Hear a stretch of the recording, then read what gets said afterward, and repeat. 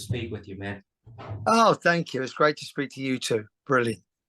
You know that I wanted to start out with a new album, S.I.X. Um, I was working with Khalil and he sent me the tracks and everything, and I got to listen a couple times. And let me tell you, it's a great album. Oh, that's great, John. It's always great, really, when it first goes out to get the response from people because you're so close to it, you know. And me and Robert have been working on it for probably a year because obviously, with me, with all the other commitments that I have, it takes a while to get all these things together, you know. So, Right.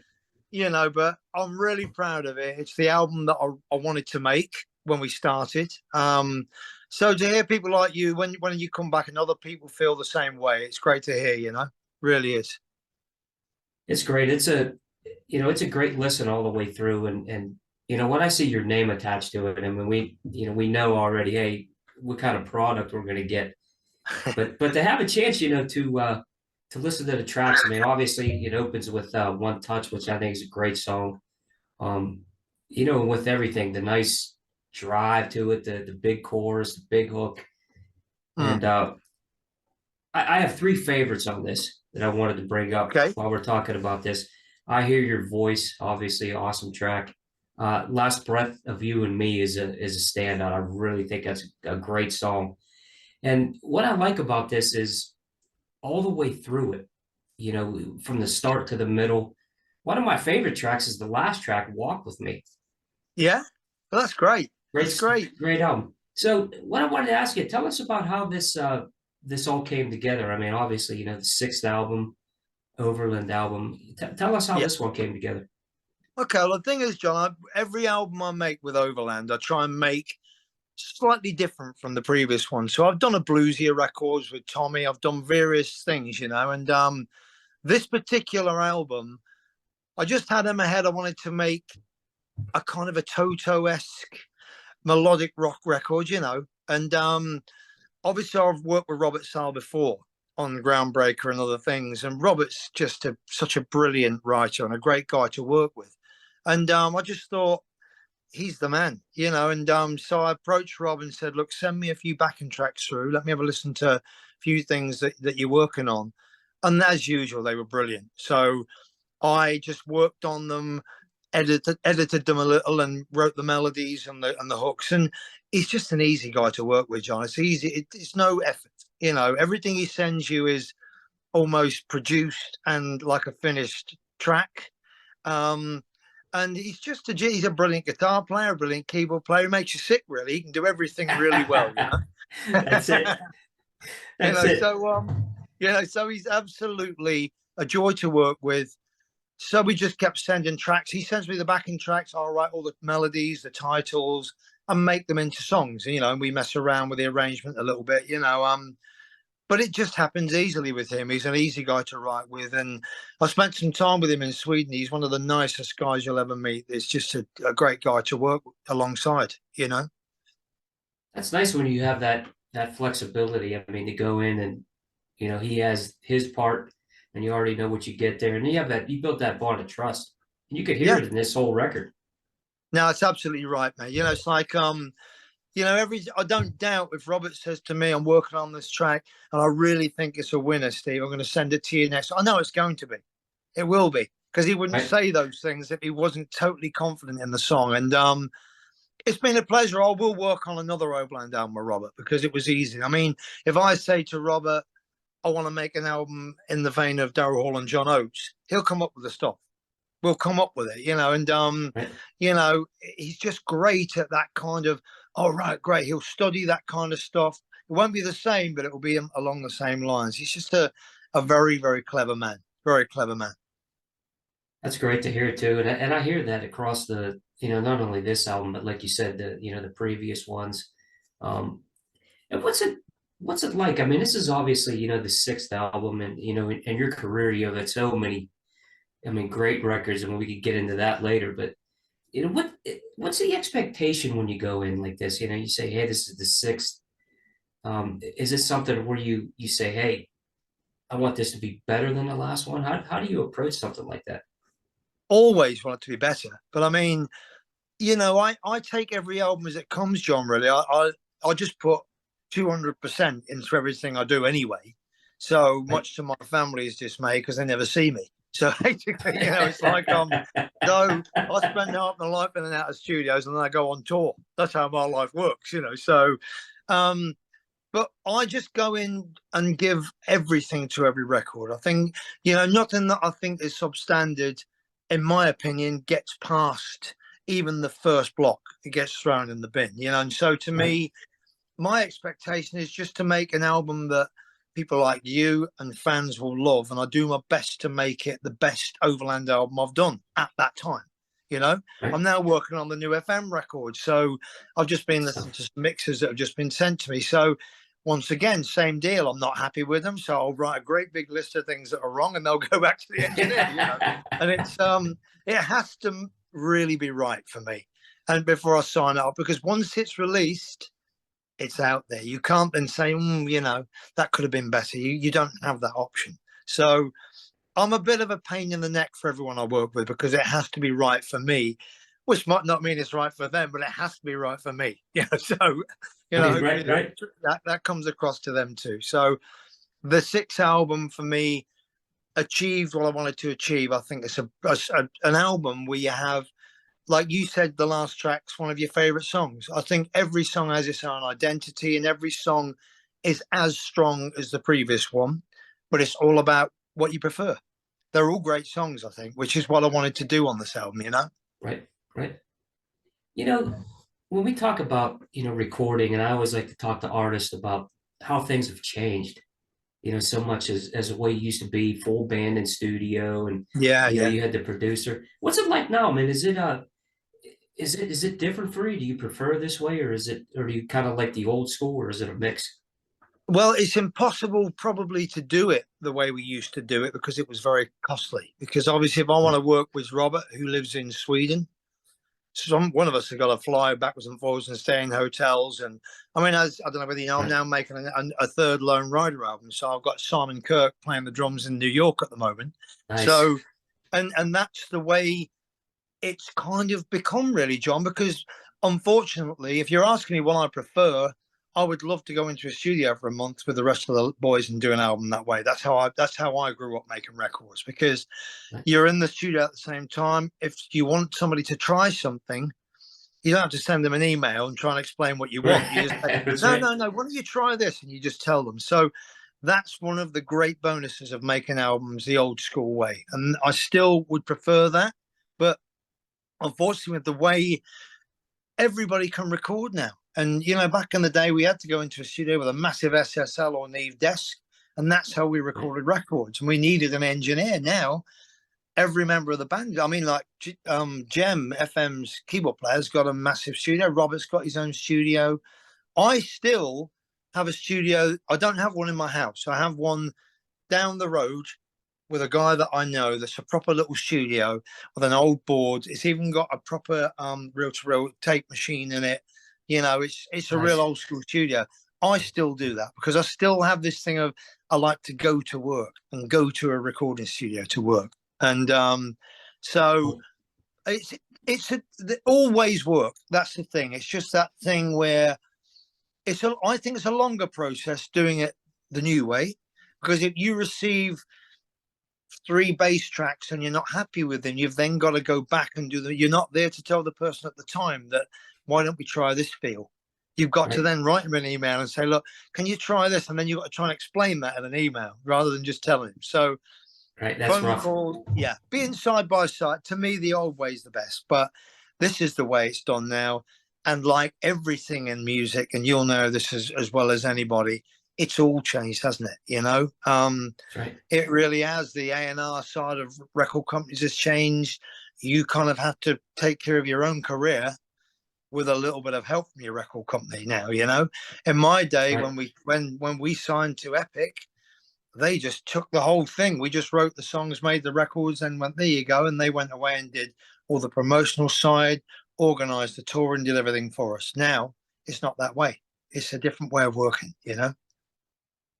That's amazing. And that has to be, I guess you adjust to it eventually. I mean, Yeah, Yeah, the recording, obviously, you know, the sound and the things that happen now are definitely a lot better than they were, yeah, but it's yeah, just yeah, a different process.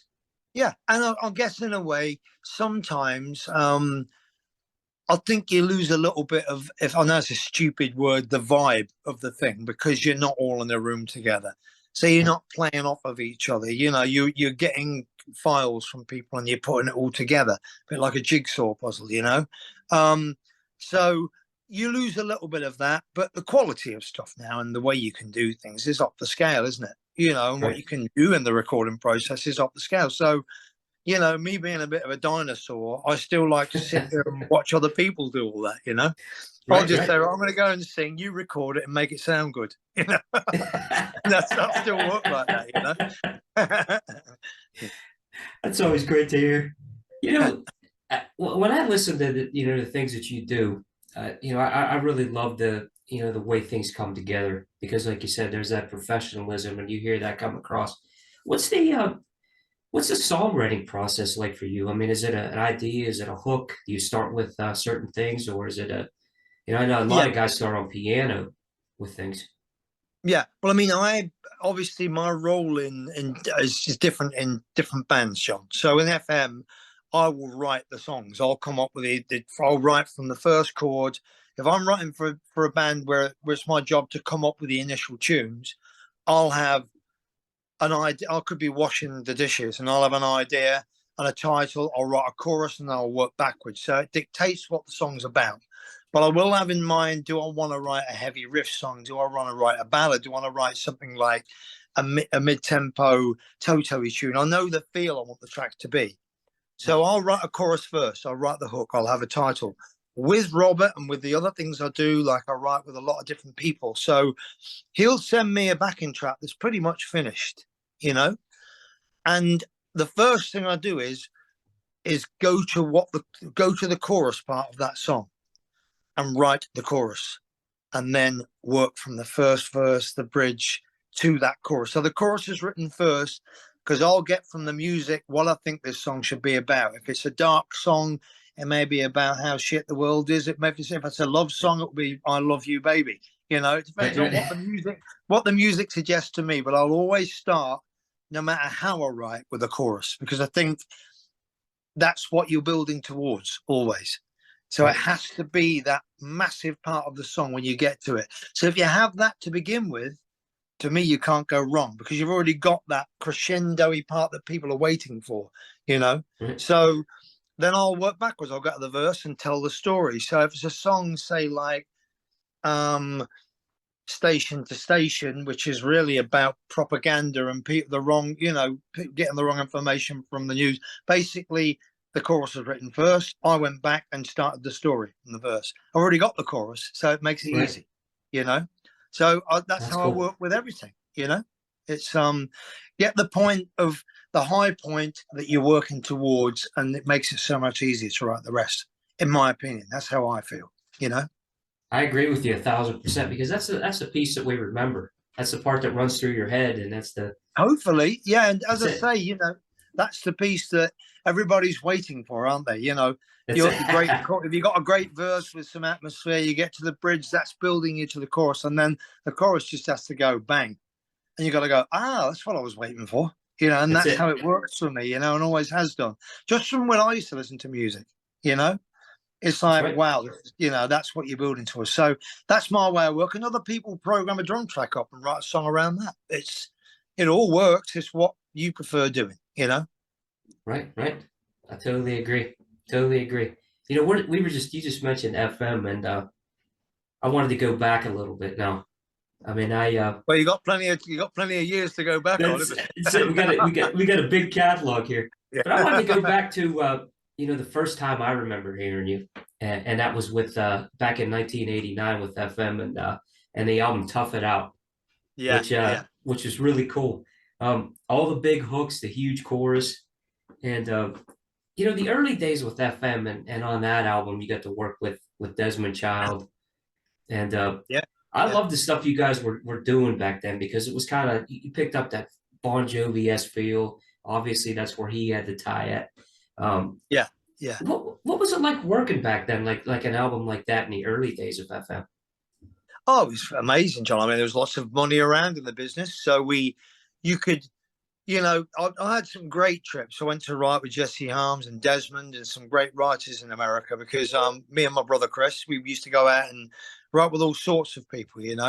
Um, we were lucky because Warner's thought we were going to be able to. They wanted us to move to the States to become in-house writers at the time. Chapel, me and Chris. So, but we got families, young families. So, but we were taken everywhere to write with some great writers. And the great thing about writing with people like, well, Desmond had just written stuff with Aerosmith and Joan Jett and John Bon Jovi and Richie. And so when we went to write with him, we went to write in Woodstock in the Catskills with him. He was in the studio with Bonnie That's Tyler. cool. Yeah, doing an album. So we went and stayed with Desmond there, and he would write with us in the day and then mixed up with Bonnie at night. And it was a great experience because he's so different to write with. And he said, "So guys, what do you want to write?" And we just said, "Living on a Prayer." There you go. And he just said, "I've already written that one," So basically, he just started playing we were in the studio. He's on this grand piano, and he just vamps nonsense stuff out on the piano, and he will start singing a hook line. And his art is knowing what he calls the kids want to sing along to. So all that, oh yeah, that's him. All that chanty stuff is his forte, And so we came up with Burning My Heart Down, Bad Luck, which is very Bon Jovi-esque, but that wasn't it. Basically, he just came up with I've had bad luck, and this chanty thing. When he's doing it, he's waving his fist. It's almost like you can see the kids doing it in an arena, and that in his head, That's cool. That's what he visualizes when he's writing, And so we came up with those two tunes. Well, I went into a film. Bad Luck was a big single for FM, and it was a great experience. We got snowed in, so we couldn't leave. So we had to stay for over a week in Bearsville Studios, which we were really upset about, So I'm sure. Yeah. So we had a great time, and everybody you write with, the thing about songwriting, singing, everything you do in this business, you don't know it all. There's always different ways of doing things that might be better. There's always different ways of doing things that you learn. Everybody you write with does things differently. So that's the great thing about it. That's why I still find it so exciting, because I try and work with as many people and as many genres of music as I can to learn and basically keep it interesting, for me, which it is. Still love it. Still love it the same, That's really great to hear. You can hear it too, and not only just talking with you, the passion that you have for it, and it's it continues to. I don't know if you feel this way, but when I hear your voice and the things that you do, it just seems like you're getting better too, which is amazing to me. I mean, that's lovely. That's lovely to hear. I mean, there's no secret. I don't chant or gargle or do anything. It's just thank God when I open my mouth, it works still, And I've kind of taken care of myself. I do lots of running and training and sports just because I'm old, and I have to keep, nobody wants to see me coming out on stage with a frame, So, I kind of have to keep this old tired body moving, So, and I think the same applies with your voice. I don't abuse it. I drink. But I really just don't. I've never smoked, and a lot of it is luck. And I think with singers, so many people hate it when singers, when they go older, struggle a bit and have a problem with the voice, and people are quite nasty about it. It's not their fault, It's a muscle. It's like footballers or soccer players or any sportsman that gets injured or wears something out so they can't play anymore, And it's not their doing. A lot of it is the fact that, unfortunately, it's just wear and tear, and you get older, And thank the Lord, mine is still there, and hopefully long may it continue. But it's kind of out of my hands in a way. I've just got to try and take care of it the best I can. That's it, and continue to do it until you can't do it anymore. Well, that's my plan. That's my retirement plan, is to drop on stage one night and they go, "Oh, Steve's retired." You know? Yeah, the ultimate ending to the career, Exactly. Yeah. huh? Yeah. You guys, with FM, and we discussed, obviously that, Tough It Out album and building through, and you went through some changes, at that stage, with labels and things, but you could hear the band progress even with those changes, with, Yeah. like Thrill of It All and Aphrodisiac it was a cool album, Yeah. was that 1994 and Yeah. That was a songs like, different kind of album for us, wasn't it, John? Different, you know. right, right, Yeah. right, Yeah. Um, Heavier album. I mean, when Chris left the band, we were kind of. It took us a while. We were in the studio at the time of recording "Taking It to the Streets," and he left. So he just had enough of. Tough It Out was a tough touring album. We were on the road for oh, probably a year, with right. very small breaks between touring around the world and stuff like that. We did some fantastic tours, but and we got ourselves to the level of headlining some big shows like the Apollo and all the Apollo theatres and the bigger theatres in the UK.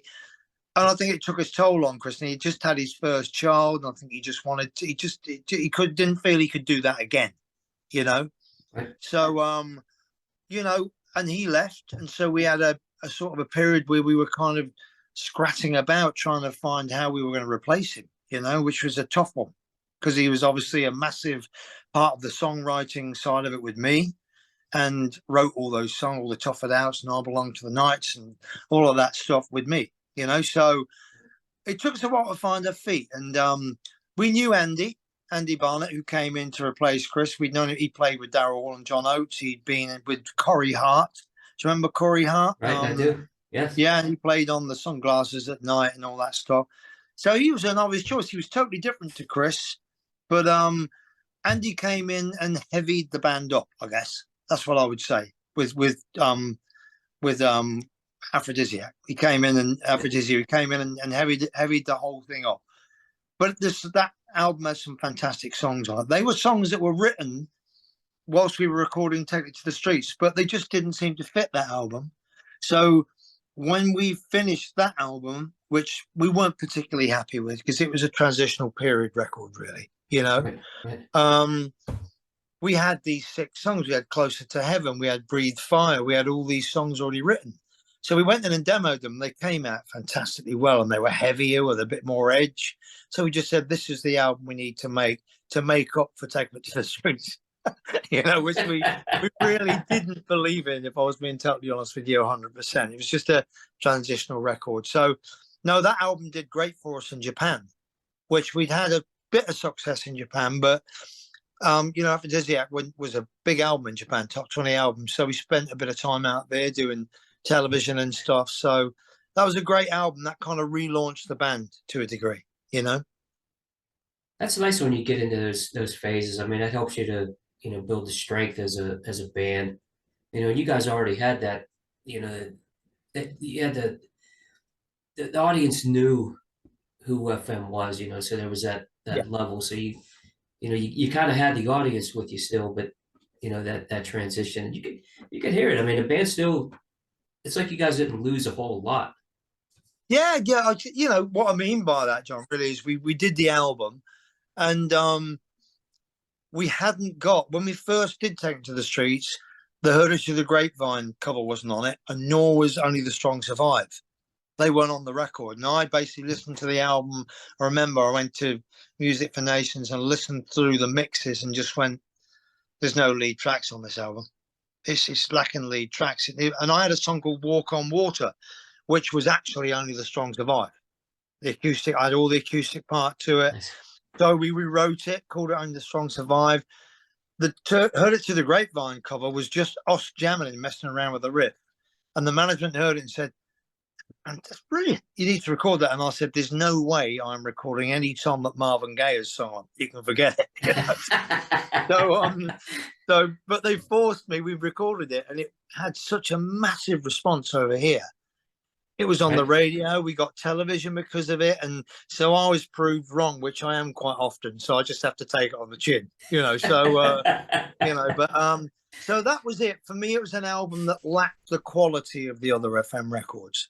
We kind of pulled it round at the end with Only the Strong on that for me, but then Aphrodisiac was a very strong record. So we were back really, you know, we were Right, back. right, right.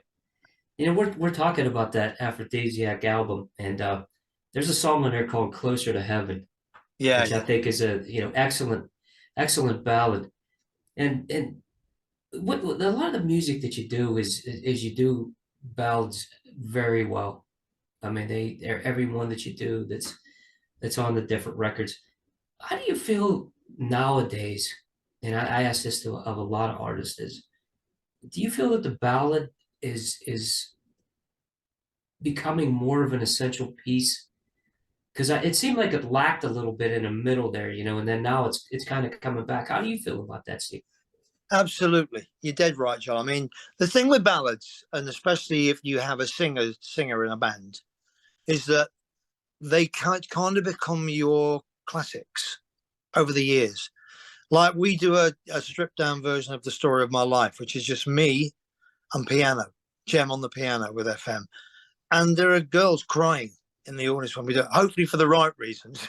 you know, but, you know, hopefully it's not that terrible, you know, but it really is. Definitely not.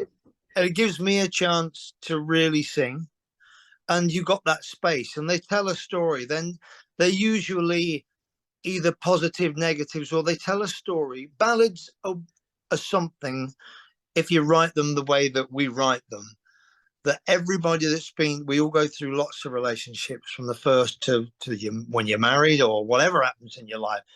Right. And it gives people something. There's something in every ballad they say, that's me. That happened to me. And I Right, think right. it's been something through time that, you know, from Amazed by, you know, Lone Star. What a great ballad. If you even go to Right, other genres. right. So you got, it either makes somebody feel fantastic or it's a sad ballad where they go, that happened to me. And if it comes right in the ballad, it's almost a bit like, oh, right. So things are going to get better. And I think people relate to ballads as part things that have happened to them. And all Right. ballads through time have that in them. And FM are a ballad kind of band. The big kind of, the ballads when we play them live go down great. Right from Frozen Heart, which was the first single, was a ballad. So Right. it's kind of been expected of us all the way through that we have the big ballad on the album, you know? And Right. they're quite easy to write, John, to be honest. It's much harder to come up with great riffy tunes than it is a ballad, especially if you're a singer. Because I can pick up an acoustic guitar and probably write a ballad in half an hour, you know? Oh, that's neat So to hear. Yeah. if I've got the idea, the title, it's quick, you know? And so, yeah, I mean, I think they are very important.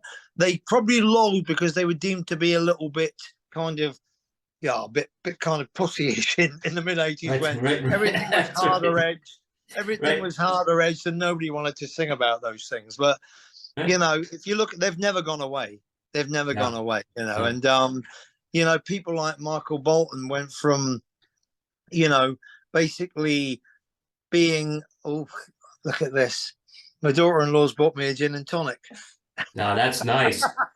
So I'm just going to test this. All right, John. Sorry about Nothing this. wrong with that. No, no. Making me jealous now. Sorry about that, man. Little bit more. No, no, that's He great. doesn't normally wait on me hand and foot like this. It's just, yeah, this will be great. That'll be great. Thanks, Chloe. Thank you. Yeah, sorry about that, man. No, That that's was no, that's perfect. unexpected, you know. That's a great Yeah. piece of the interview. I'll tell you what.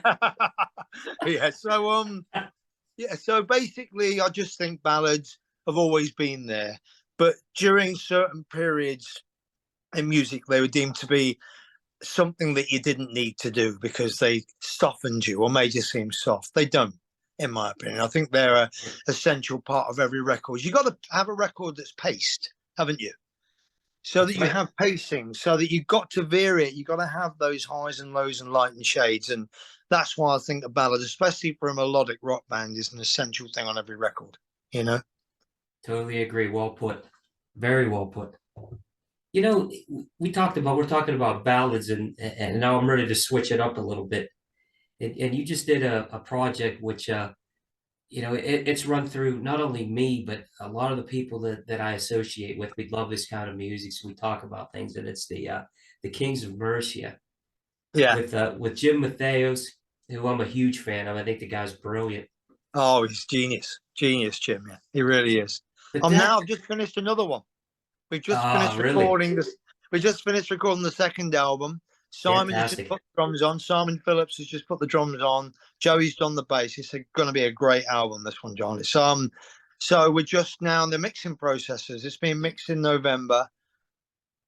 Once again, it was a departure for me because it came out of the blue. There's a music journalist in the UK called Dave Ling who writes for Classic Rock, wrote for Kerrang, wrote for all the massive magazines. He's one of the most, but he's a lifelong friend of mine. So I just got a call out the blue one day from Dave. He said, "Don't know whether you'd be interested in this, Steve." And he said, but there's a guy called Jim Matheos who's pretty famous in his own genre of music out in the States. He's looking to do a real heavy record, but he wants a Paul Rodgers-esque blues rock singer to sing so that you get that mix of styles. So he said, "Are you interested?" Because he wants me to put you in touch. He got a short list, Jim, of the singers he wanted. Luckily, I was there, you know. So he contacted me. It would have been in lockdown, John, you know, and and said, "Look, Steve, my name's Jim Matheos. I'm in a band called Fate's Warning, who obviously I've heard of. I didn't know much of their stuff, so I listened to some of it." And he said, and he explained his concept of making an album with real detuned guitars and a melodic singer on the top. Right. And he said, "Look, what do you think?" And I'm like, "Yeah." Because as I've said earlier, I'll try anything, you know. So I love Right. anything that's a challenge, you know. So I said to Jim, I said, just send me one backing track through, one thing that you have in mind for the album or the style.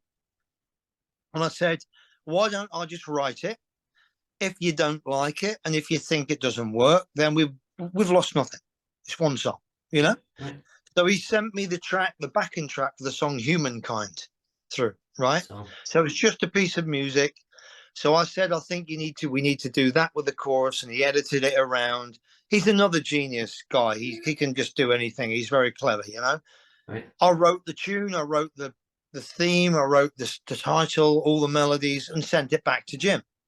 Sent it back, and he went, "This is effing amazing." He said, "This is exactly what is in my head."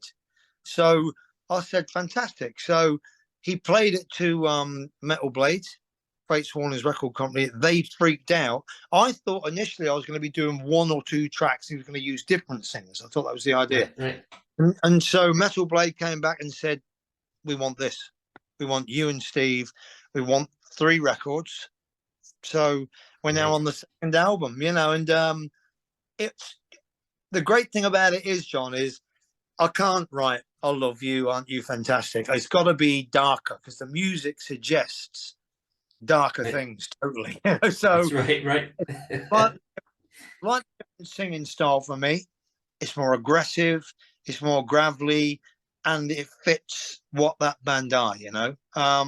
So I love it. It's once again something totally different. And when I get the tracks through, there's some dark tracks on the new album. There's a track called Aftermath, which is very dark, you know, Nice. and it's just a different thing, and I love it.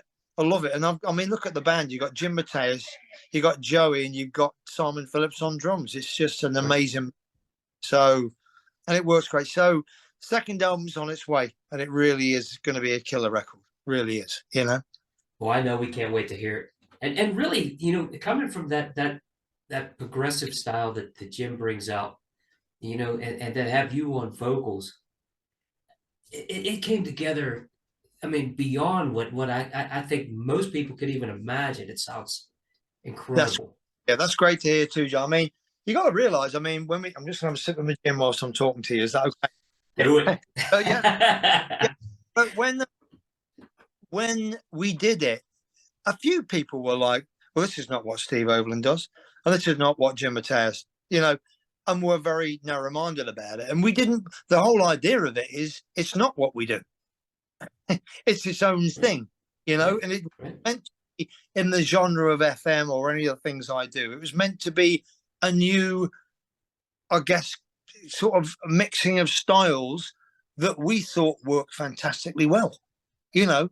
And so did the record company, and so did all the people that reviewed the record. So, but we did have a few people that weren't prepared to accept that we should be doing something different. And you always have them, you know. This is not this is not how Steve sings, you know. And it's like, well, it is. It's me, you know. And it's like so. And so, you know, I've loved doing the second album again. He is a great guy to work with, super professional and amazingly talented as a guitar player and writer. So, and the challenge is I get these riffs through and I'm like, they're not, with FM and the other things, there are certain ways that songs are formatted. With Jim, they're what they are. And they can go off on a tangent and you have to try and make this story around the way Jim writes. And it's a real great challenge for me. I love doing it. I love writing the tunes with him. He's brilliant, you know. He really is. That's fantastic too. Hey, that's it. Like I said, jealous. Yeah, sorry. Should we ask you? This is one thing I can't send over the internet. You know? That's it. That's it. I'm gonna have to have one tonight now, Steve. Yeah. But really, that's great because that helps you to, you know, to stay fresh as an artist. I'm sure to be able to get into all these things, and for you being that diverse vocally, that really says a lot about, you know, you as a professional and as a vocalist, and it's great to hear, man. It really is. I love it though. It's nice to be able to approach things differently and do things that people don't expect you to do. I think that's the thing, John. I don't like treading water. It's like when people say to me about, and they want to talk about, you know, well, why weren't FM as big as Bon Jovi? Weren't there so much? To me, it's never about that. It's about the next thing I do. You know, obviously the legacy, what I've done is fantastic. And I've just come back from a European tour with FM.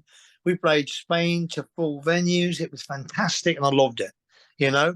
But it's all about, you know, getting the right mixes for the new Kings of Mercia album. It's all about what I'm doing now. I don't like, I would never be content being in a band that didn't make new records and just went around playing all the popular songs from the past. To me, that's not what it's about. Right. You know, so bringing new things to the table all the time, and that's what keeps me going. You know. Yeah, that's what art's about. You got to continue to grow. Yeah. You have to. Otherwise, you just stagnate, and you will get tired of it if you're not thinking new things all the time. And that's what excites me. I can't wait to hear I'm going through mixes with FM at the moment. As I say, much to the engineer's dismay, I'm doing my tweaks list, which fills the floor of a very large room. You know, so and I'm excited about getting it right. And that's it for me. It's all about what I'm doing now, you know, really. Right. That's great to hear. You know, we talked about, you know, all these diverse albums and you mentioned the band, the project Groundbreaker. Yeah. Which two excellent albums, you know, the self-titled and Soul to Soul. It's what I like about those and a lot of the things you do is you bring so many, you know, classic elements to them, like, you know, the old Asia albums, which I thought were fantastic. And Toto, like you said. Yeah, but you just hit the nail on the head there. You obviously know yourself. Those albums, right? When we did Groundbreaker, I was approached by Serafina, the head of the record company. He said, I want an out and out. I don't want it to veer off. I want it to be an out and out. It can be as dated as you like, but I want an out and out 80s style keyboard heavy AOR record. And just said Asia, you just named the bands that it was based on. So you got it totally. So that's what it was. He didn't want me to veer off and bring anything in that was like any blues, anything. It had to be like those 80s AOR records that he loved. And he didn't want anything else, you know. Right. He liked you to make an indiscreet for today, you know. And so they're not like that. They're more like your Asia. They're keyboard heavy because Alessandro's on them. And, you know, we've got Robert's obviously on them too, you know, and I mean, I'd have to say, Will It Make is one of my favorite songs I've in that genre I've ever written. You know, with Robert, I love that song. You know, Right. Great song. and I love making those albums. There may be another one. I've been so busy at the moment, John. They've not asked me. They did ask me to do another one, and then it went a bit quiet because I was doing other things, and I was working with Robert, obviously, on my album. Right. So if I did another one, I would like to go back to it being me, Alessandro, and Robert, ideally, you know, working together. So there may be another one. I don't know. You know, I don't know. There may be.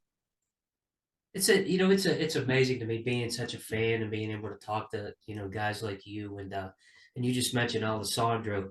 We're working on rescheduling an interview with him because I think that guy's brilliant as well. I mean, the things that he Oh, does, it's amazing. once again, a guy that can pretty much, he's a brilliant singer, great writer, fantastic keyboard player, and once again, a rare commodity in the music industry. He's one of the loveliest people you'll ever meet. He's just a fantastic, nice person, you know, and a pleasure to work with again. You know, I've worked with it alongside him on many things, you know, even sessions for Frontiers and like that.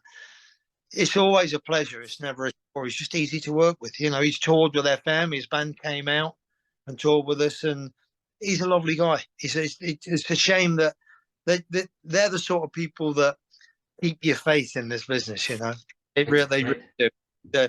A super talented guy with no problems or ego. He's just a lovely chap, lovely guy to work with. You know.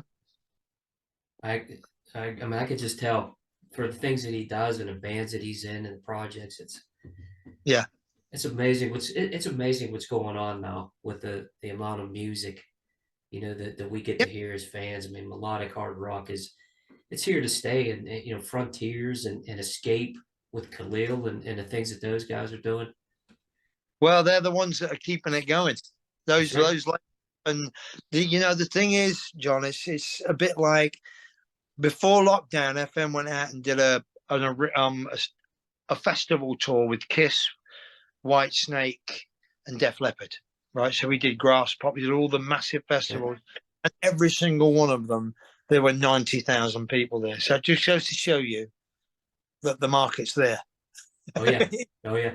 The market is there, and it's people thought it when all the other fads and trends come in, it would go away. What they didn't legislate for is the fact that rock fans are there to stay. That's They right. don't get swayed. They don't veer Nope. off and think, you know what, I don't like that music anymore. I'm going to listen to that music. They love this music. That's right. And they always will. And that's what they love. And they come to shows and they'll buy tickets and shirts. And that's why when I look at the way the music industry is now, that's why I quite like my little world where I am, which is the Right. world of melodic rock music, because really and truly, the business has changed drastically, but not in that world. People still want to buy merchandise. They still want to own vinyl and a CD. They want to own it. They don't want to press a button and download it so they can Right. just listen to it in Right. the car. They want to Right. own the product and be a fan and own everything. And to me, that means that my world, that's why I'm the dinosaur I am, hasn't really changed. I still put as much into designing the sleeve as I ever did, realizing that a lot of people will never see it because they'll just download the album, which they shouldn't do. But still Right. the same process. I'll go through photographs.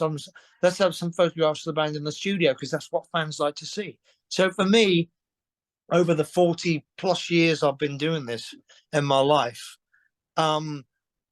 it's been the same process and I don't want it to change. I love it that way, We don't want it to change either. Believe me, Steve. We love what you're doing. Stay in that lane, man. Yeah. When you look back over your career, like you said, 40 plus years, what are some of the things that really stand out to you? What are some of the things you're most proud of? Oh, I'm proud that I'm still doing it. I guess the standout things, one of the greatest headlining big gigs like Hammersmith. Well, I used to play in a little bar on the corner in Hammersmith in London called The Ship, right? And I used to be playing in a little band when I was young. Must have been about 17. And I used to see all these hordes of people at about 10:30 walking around the corner, and there'd be crowds and crowds and crowds. They'd just come out of the Hammersmith Odeon. And I used to think, God, I'd love to be doing that one day. And I got to the point where I was able to look at the sign, the famous sign outside Hammersmith Odeon, where it had "Tonight FM." That's So I great. got to headline that gig, and we sold it out. And it took me a long time to get there, but I did it. I got to play Donington. I got to play to hundreds of thousands of people at festivals. I got to play with some of my idols like Mick Rouse and Simon Kirke from Bad Company and Free, and Nice. got to play alongside Steve Lukather and the Toto Boys, and toured with all the bands. And one of the great memories would have had to have been, we did the Slippery When Wet tour when Bon Jovi broke. They were doing theatres in England. They'd just been supporting Rat in America. They came over. Right. The Slippery When Wet album came out. We were the opening act on that tour. So all of a sudden, whilst we were on tour with them, it just went mad. People were the crowds outside the venues that couldn't get in, and they were in shock. John and Richie and the boys were in shock because they became the biggest band in the world. And people think, oh, it was an overnight success. They've been trudging around America for years as an opening act. Right. But we were with them when it happened. And it was great because I remember having to lend money to, I forget which member of the band it was. I think it might have been, I can't remember, but it's got no cash. So I had to buy them a coffee in the hotel bar and stuff like that. They got no money. You know, yet they become the number one act all over the world at that time. And it was great. It was like being on top of the Beatles. The girls screaming. They were brilliant. They were on such a high. And what a band they were when that happened, because they gave 200% every night. The performance level was just off the scale. And they taught us a lot. They made us realize that no matter how you feel or how tired you are when you're on tour, when you get on the stage, you have to put all that behind you. You've got to give 200%. You've got to really, because those people don't care whether you're tired. You know, you chose this career. So we learned a lot from them. And they were a great bunch of guys. I mean, we toured with the best, John. We did the Private Dancer tour with Tina Turner. We toured with Meatloaf, Santana. We toured with Toto. We'd done Journey, Foreigner twice, everybody, you know. And I basically managed to have a career where I've headlined some great shows, but I've also worked with all of the bands that I listened to growing up, you know. Right. And I've recorded with my idols too, and it's been a real great career, you know. I've not regretted 1 minute of it. I'm really pleased to still be as busy as I am, you know. And I'm as busier than I've ever been. And I don't know how that's happened at my age. You know, so it's amazing. It's great. It's been a great life. I would recommend it to anybody, you know. That's great.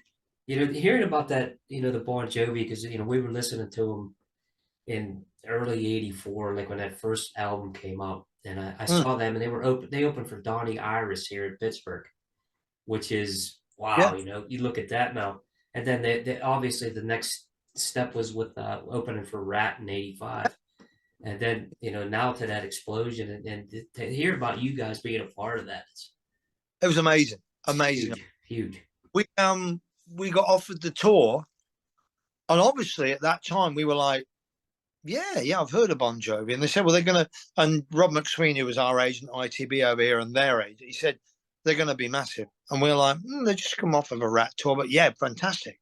Let's be a part. We had no idea what we were letting ourselves in for, what was going to happen. And John, and they were just such nice guys. John was a fantastic guy, you know, and we got along great, and it was just a great bill. People loved it, you know. FM and Bon Jovi was a great bill, you know. So, and we've been on the great suppose. I mean, doing the tour we toured with Foreigner, Journey, and FM. I mean, what a great tour that is, you know. All over Europe, all over Ireland and the UK, and we've been very fortunate. We've been with some great bands, you know, and once again, you learn stuff from them all the time. Same deal as the writing, you know. Always watch always, and you always learn things about stagecraft and what you think would work in your set. And it's everything in life is about not thinking you know everything, isn't it? That's right. There's always stuff to learn, which is what keeps life interesting, really. It That's really right. is. That's right. That's perfect. How about any last words for the fans? I mean, what I also wanted to ask you beside that is what do you want the legacy of Steve Overland to be? I mean, you obviously, have done so many great things, so many great albums. Um, that that's Tough it. question. That's That's it. it. One, the people that have been with me through all of these years, and there's a lot of them, you know, which is why I can still do this, you know.